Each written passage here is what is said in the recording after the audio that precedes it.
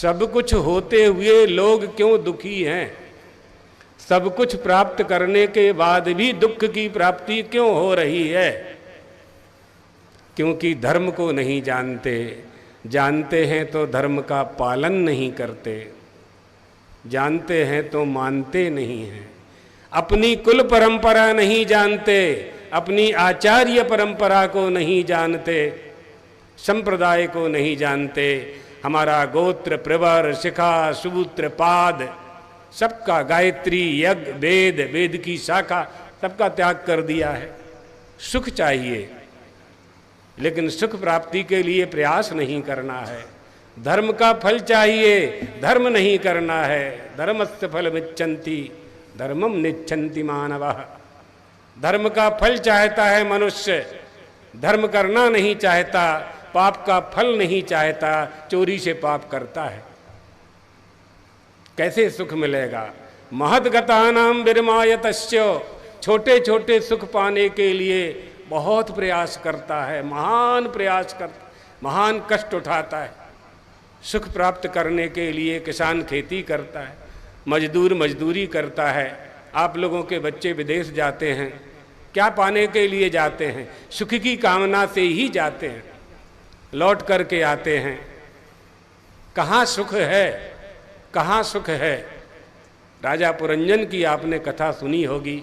सर्वश्रेष्ठ सुख प्राप्ति के लिए निकल पड़ा, सारी पृथ्वी पर कहीं सुख की प्राप्ति नहीं हुई।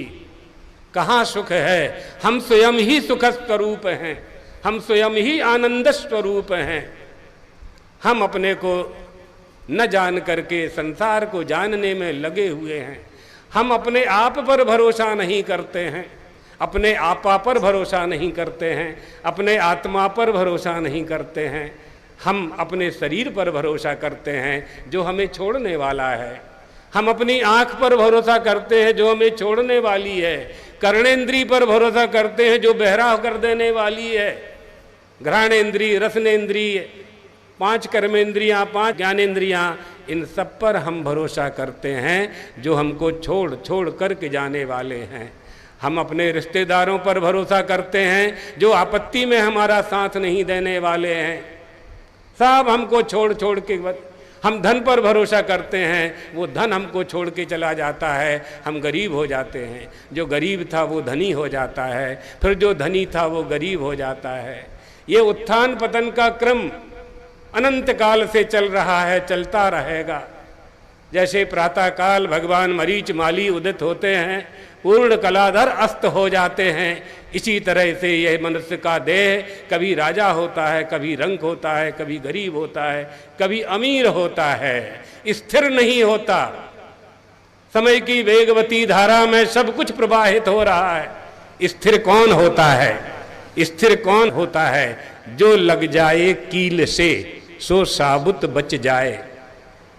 अपने दादा दादी, नाना नानी से पूछना, चक्की में आटा पीसती थी वो लोग। गेहूं डालते हैं, नीचे पत्थर होता है, ऊपर पत्थर होता है, पुराने लोग जानते होंगे।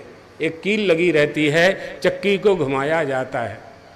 हमारी माँ को हमने देखा है पीसते हुए, हमें स्मरण है। जब हमने ये पढ़ा तो वो दृश्य स्मरण आया हमें।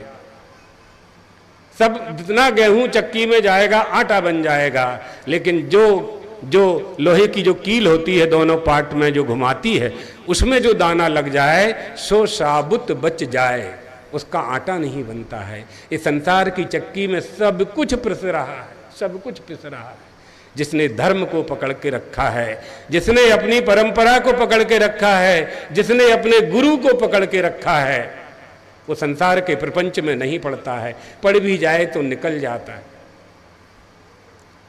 ऐसा आनंद हमारे पास है। इस आनंद की प्राप्ति ये मनुष्य करना चाहता है।